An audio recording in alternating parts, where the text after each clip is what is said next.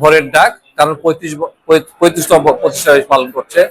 আজকের এই প্রতিষ্ঠা বার্ষিকী দিনে ভোরের ডাকের সম্পাদক, মালিক, কর্মকর্তা এবং যারা জেলা প্রতিনিধি আছেন, সাংবাদিক ভাইরা আছেন, তাদের সবাইকে আমি অভিনন্দন, শুভেচ্ছা জ্ঞাপন করছি বগুড়া প্রেস ক্লাবের সভাপতি হিসাবে। আজকের এই সুন্দর দিনে, প্রতিষ্ঠা বার্ষিকীর দিনে ভোরের ডাকের সাফল্য কামনা করছি। উত্তরোত্তর এই পত্রিকার আরো প্রসার বৃদ্ধি পাক, এটা আমি কামনা করি।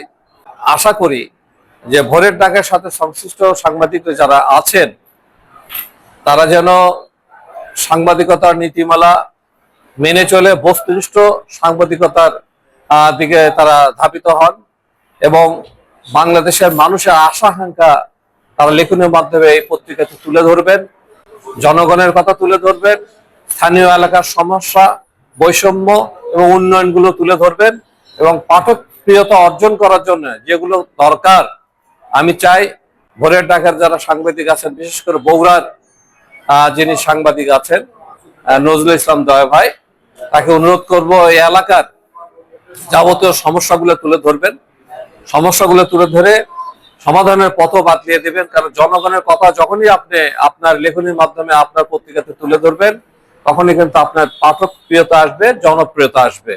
ইনশাল্লাহ কামিয়াব হন আপনার সাংবাদিকতা জগতে বস্তুনিষ্ঠ সংবাদ প্রকাশের মাধ্যমে।